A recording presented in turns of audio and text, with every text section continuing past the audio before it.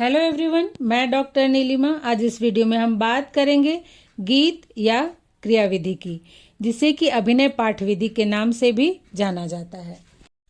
तो जैसा कि नाम से ही स्पष्ट है, गीत या क्रियाविधि या अभिनय पाठ विधि में गीत को उसके बोल और बोल के भाव के अनुसार क्रिया करके प्रदर्शित किया जाता है। अब ये कोई डांस नहीं है, बल्कि इस विधि का प्रयोग पूर्व प्राथमिक स्तर में छात्रों को भाषा की शिक्षा देने के लिए किया जाता है। ये बहुत ही प्रचलित एवं महत्वपूर्ण विधि है। ऐसे सभी जानते हैं कि बच्चों को गाना तो बहुत पसंद होता है, विशेषकर छोटे बालकों को तो गीत और कहानी और भी अधिक प्रिय होती है। और बालक की इसी रुचि का प्रयोग करते हुए छात्रों को भाषा का ज्ञान देने की श्रृंखला में सबसे पहले गीत को उचित स्वर, लय, ताल में बोलकर शब्द एवं भाव के अनुसार क्रिया करते हुए उसे प्रस्तुत करने की कला की शिक्षा छात्रों को या बच्चों को दी जाती है। इससे जो बच्चे हैं, छात्र हैं, वो बहुत ही आनंद का अनुभव तो करते ही हैं, लेकिन खेल खेल में वे कई नए नए शब्दों को भी सीखते हैं और शब्दों के अनुसार उनके भावों को बोलकर अभिव्यक्त करना और समझना भी सीखते हैं। इन गीतों से छात्रों को केवल भाषा की ही शिक्षा नहीं दी जाती है, बल्कि प्रत्येक गीत में छिपे हुए सीख की भी शिक्षा दी जाती है। देखिए, घर में भी, सबके घर में जनरली बच्चा जैसे ही बोलना शुरू करता है तो उसे हम गीत सिखाना शुरू कर देते हैं। एक है जॉनी जॉनी येस पापा, ईटिंग शुगर नो पापा, ये तो एकदम फेमस है, हर कोई अपने बच्चे को सिखाता है। मछली जल की रानी है और उसी के अनुसार एक्टिंग करके भी दिखाते हैं। तो ये जो गीत क्रिया विधि है बहुत ही प्रचलित है। इसे घर में तो हम अपने बच्चों को करवाते ही हैं और फिर उन्हें सिखाते हैं और बड़े शान से दूसरों के सामने बोलते, बेटा ये जरा गा के सुनाओ, ये राइम्स करके दिखाओ। तो यही है गीत या क्रिया विधि। अब हम देखते हैं कि एक्शन गीतों का क्या मीनिंग है। शिक्षण प्रक्रिया में गीत एवं क्रिया का तात्पर्य बाल गीतों को शब्दों एवं भाव के अनुसार बोलकर एवं शारीरिक क्रिया के माध्यम से अभिव्यक्त करने से है, जिसे हम साधारणतः राइम्स के नाम से पुकारते हैं और जानते हैं। बाल गीतों का प्रयोग सामान्यतः पूर्व प्राथमिक कक्षाओं में किया जाता है, उसमें बहुत अधिक किया जाता है राइम्स का प्रयोग। और फिर क्लास 2 और 3 तक भी इस तरह के जो राइम्स है ये बच्चों को सिखाए जाते हैं। इसमें शिक्षक सबसे पहले छात्रों के सामने गीत को क्रिया के साथ प्रस्तुत करते हैं। इसमें वे उचित स्वर, संतुलित गति, ध्वनि, चेहरे के हाव भाव, शरीर के अंगों का संचालन, सब कुछ ध्यान देते हैं, अर्थात इस क्रिया में ये शामिल होती है। और बच्चे ध्यान से देखते हैं अपने शिक्षक के बोलने को और कैसे वे अपने शरीर के अंगों का संचालन कर रहे हैं, उनके चेहरे का हाव भाव क्या है। और इसके पश्चात छात्र शिक्षक के आदर्श प्रस्तुतिकरण को ध्यान में रखते हुए उनका अनुकरण करते हैं। और अक्सर शिक्षक सिखाने के दौरान बच्चों को अपने साथ साथ करवाते हैं ये एक्शन गीत। टीचर भी करते हैं और बच्चों को बोलते हैं कि आप लोग इसे देख कर करो। तो कभी कभी यह क्रिया एकल रूप में भी होती है और कभी कभी सामूहिक रूप में भी, जैसे कि कभी टीचर करके दिखाए और फिर बच्चों को उन्होंने एक एक करके बोला कि आप इसे करो, या फिर टीचर कर रहे हैं और सामूहिक रूप से बच्चे भी वो एक्शन गीत एक साथ सामूहिक रूप से करते हैं और इसमें उन्हें बड़ा ही आनंद आता है, वो बहुत ही एंजॉय करते हैं इसे। इस प्रकार से हम ये भी कह सकते हैं कि एक्शन गीत ऐसे गीत या नर्सरी की कविताएं हैं जिसमें गीत गायन, वाक्यांश, चेहरे के हाव भाव और शारीरिक गतिविधियां शामिल होती हैं। इन एक्शन गीतों के द्वारा छोटे छोटे बालकों की भाषा शब्दावली, भावात्मक एवं क्रियात्मक कौशल को प्रशिक्षित किया जाता है। छोटे बालक एक्शन गीत गायन में बहुत ही रुचि लेते हैं, इसमें वे बहुत ही आनंद उठाते हैं इसका। और पूर्व प्राथमिक शिक्षा व्यवस्था में बाल गीतों के द्वारा छात्रों को विद्यालय में ऐसा वातावरण प्रदान करने का प्रयास किया जाता है जिसमें बालक खेल खेल में भाषा सीखते हैं। तो जैसे जब बच्चे छोटे होते हैं तो शुरुआत में वो जब घर छोड़कर स्कूल के लिए जाते हैं, अगर वहाँ उन्हें केवल पढ़ने का बोझ दे दिया जाए तो वो बहुत वहाँ पे नहीं रह पाएंगे, वहाँ पे वे अनकंफर्टेबल फील करेंगे। तो छोटे बच्चों को खेल खेल के माध्यम से वहाँ पर आनंददायक वातावरण दिया जाता है, जिससे कि उन्हें विद्यालय में रुचि हो, वहाँ के क्रियाकलापों में रुचि हो और वो विद्यालय में रहना पसंद करें और खेल खेल में ही वो बहुत सारी बातों को सीख लें। आप देखें कि जितना भी राइम्स है तो हर एक राइम्स में कुछ न कुछ शिक्षा, कुछ न कुछ ज्ञान अवश्य ही बच्चों को सीखने के लिए मिलता है। अब हम बात करेंगे एक्शन गीत की आवश्यकता या विशेषता की। उसे देखने से पहले आइए एक बच्चे को राइम्स बोलते हुए देखते हैं। भारत मेला मेरा नाम फसर चैतन्य है। मैं आज आपको एक कविता सुनाने जा रहा हूँ, जिसका शीर्षक है मम्मी चलकर देखो ना। मम्मी चलकर देखो ना, मैंने क्या कमाल दिखाया। पौधा जोड़ो पाधा, मैंने फूल उसी में आया है। उस दिन तुम कितने गुस्से में मुझे ढूंढते आई थी।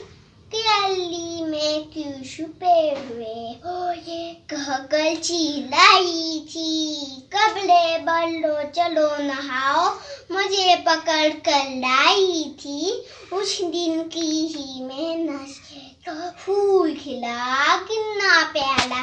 जी दिन छाले फूल खिले के महक उठेगा घर छाला, महक उठेगा घर छाला। धन्यवाद।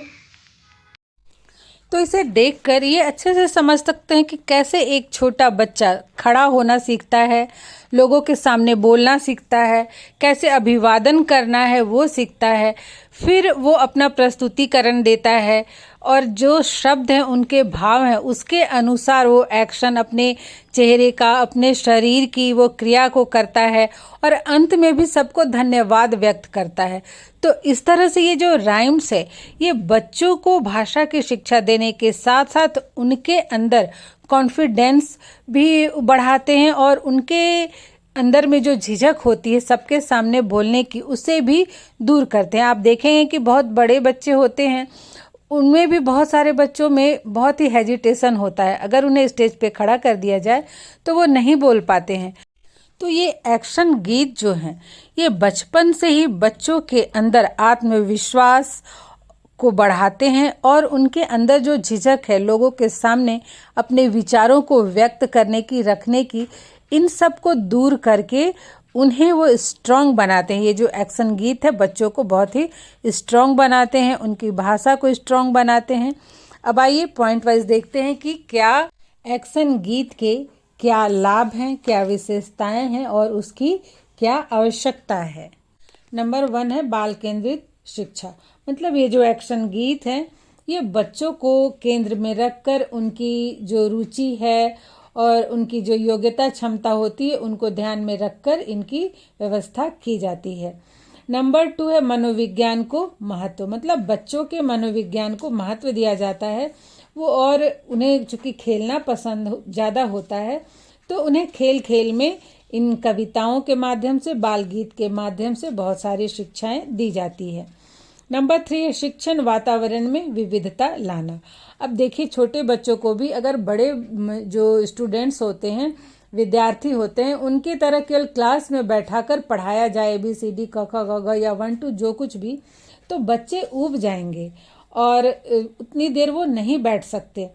तो जो एक्शन गीत होते हैं इसके माध्यम से क्लास के वातावरण को थोड़ा चेंज किया जाता है। जो टीचिंग का जो तरीका है, मेथड है, उसको थोड़ा उसमें थोड़ा बदलाव किया जाता है। नंबर 4 है तनाव को कम करना। जैसे बच्चे लिखते लिखते पढ़ते पढ़ते थक गए तो फिर अगर बाल गीत एक क्लास में करा दिया जाए तो फिर से वे फ्रेश हो जाते हैं, जो उनका मानसिक थकान होता है वो दूर हो जाता है। नंबर 5 है शिक्षक एवं छात्र के बीच मधुर संबंध का निर्माण। तो बाल गीतों के माध्यम से चूँकि छात्र बहुत ही आनंद उठाते हैं और शिक्षक भी हर एक बच्चे के एक्शन पर, उनके बोलने पर बहुत ही ध्यान देते हैं, तो इससे शिक्षक और छात्रों के बीच बहुत ही मधुर संबंध बनता है और बच्चे अपने टीचर की हर बात को मानते हैं। और चूँकि छोटे बच्चे तो सबको प्यारे होते हैं, तो शिक्षक भी सभी बच्चों के क्रियाकलापों को देखते हैं, सुधारते हैं, उन्हें गाइड करते हैं। तो दोनों के बीच बहुत ही मधुर संबंध का निर्माण होता है। नेक्स्ट है नंबर 6, वर्णमाला के अक्षरों का ज्ञान। तो ये बाल गीत बहुत ही सरल तरीके से और खेल खेल में बच्चों को वर्णमाला के अक्षरों का ज्ञान भी प्रदान करते हैं। वो अंग्रेजी के भी अल्फ़ाबेट का उन्हें ज्ञान हो जाता है और गिनतियों का भी, 1 2 का भी, उससे भी संबंधित बाल गीत हैं, जिससे बच्चे बहुत ही आसानी से गिनती भी सीख जाते हैं। नंबर 7 है ध्वन्यात्मक जागरूकता। बाल गीत के दौरान जब बच्चे बोलते हैं तो वो किस तरह से किन अक्षरों को बोला जाता है, किन शब्दों का उच्चारण किया जाता है, इसके प्रति भी वो जागरूक होते हैं। नंबर 8 है शब्द भंडार में वृद्धि। तो अलग अलग बाल गीत में बच्चों को अलग अलग शब्द सुनने को मिलता है, उसका अर्थ, उसके भाव को वो समझते हैं, तो इससे उनके शब्द भंडार में भी वृद्धि होती है। नंबर 9 है स्मरण शक्ति का विकास। अब जब बच्चे याद करते हैं बाल गीत का, तो इसमें वो क्या होता है, उनकी स्मरण शक्ति और भी स्ट्रांग बनती है। नंबर 10 है पढ़ने में रुचि का विकास। जब बच्चों को गीत में बहुत ही आनंद आता है, इसे वो बार बार दोहराते हैं, इसका आनंद उठाते हैं, तो इससे उनमें पढ़ने से संबंधित रुचि विकसित होती है, उन्हें पढ़ना अच्छा लगने लगता है। नेक्स्ट है नंबर 11, आंख, भाषा एवं शारीरिक अंगों में समन्वय स्थापित करना। तो शुरू में जब बच्चे छोटे होते हैं, तो जब वो बोलते हैं और उनके एक्शन में समन्वय नहीं होता है, लेकिन धीरे धीरे जो वो प्रैक्टिस करते हैं, तो इससे उनकी आँखों में और भाषा एवं शरीर के अंगों में समन्वय स्थापित होता है। वो जैसा बोलते हैं वैसे ही अपने आँखों को भी घुमाते हैं और अपने शरीर के अंगों का भी संचालन करते हैं। नंबर 12 है सुनने के कौशल का विकास। तो जब टीचर उन्हें बाल गीत सुनाते हैं और एक्शन द्वारा दिखाते हैं, तो उस समय बच्चे ध्यान से सुनते हैं और कि कैसे टीचर बोल रहे हैं, तो इससे उनमें सुनने के कौशल का भी विकास होता है। नंबर 13 है निर्देशन का पालन करने की आदत का विकास। तो जैसे टीचर जो उन्हें बताते हैं, तो निर्देश देते हैं कि आपको ऐसे एक्शन करना है, ऐसे बोलना है, इस शब्द में आपको इस तरह के भाव दिखाने हैं या इस तरह से हाथ हिलाना है, तो वो इन सब जो निर्देश हैं उनको वो फॉलो करते हैं और धीरे धीरे उनको इसकी आदत पड़ती है। नंबर 14 है भाषाई कौशल का ज्ञान एवं समझ। अब जब बच्चे बाल गीत या राइम्स बोलते हैं, तो धीरे धीरे वो भाषा को सीखते हैं, भाषा को सुनना सीखते हैं, उसे बोलना सीखते हैं, फिर उसे पढ़ना सीखते हैं, तो इससे उनमें जो भाषाई कौशल है उसकी समझ विकसित होती है। नंबर 15 है रचनात्मकता का विकास। अब बच्चे जब एक्शन करते हैं जो भी बाल गीत है उसके अनुसार, तो इससे उनकी क्रिएटिविटी बढ़ती है। धीरे धीरे जब वो शब्दों के भाव को समझने लगते हैं, तो शिक्षक के ना सिखाने के बावजूद भी अगर कोई राइम्स वैसा हो जिसे कि उन्हें बोलना पड़े, तो फिर वो उसे स्वयं करने का प्रयास करते हैं और कभी कभी कर भी लेते हैं। नेक्स्ट है नंबर 16 सामाजिक कौशल को बढ़ावा। तो इन गीतों के माध्यम से बालक को समाज से संबंधित रीति रिवाजों, रहन सहन और व्यवहार की भी शिक्षा दी जाती है। जैसे कि एक फेमस जो राइम से बाल गीत है, लाला जी ने केला खाया और केला खा के छिलका वहीं गिराया। तो इसमें क्या सिखाया जाता है कि केला के छिलके को नहीं फेंकना चाहिए, उसमें पैर फिसल कर कोई भी गिर सकता है।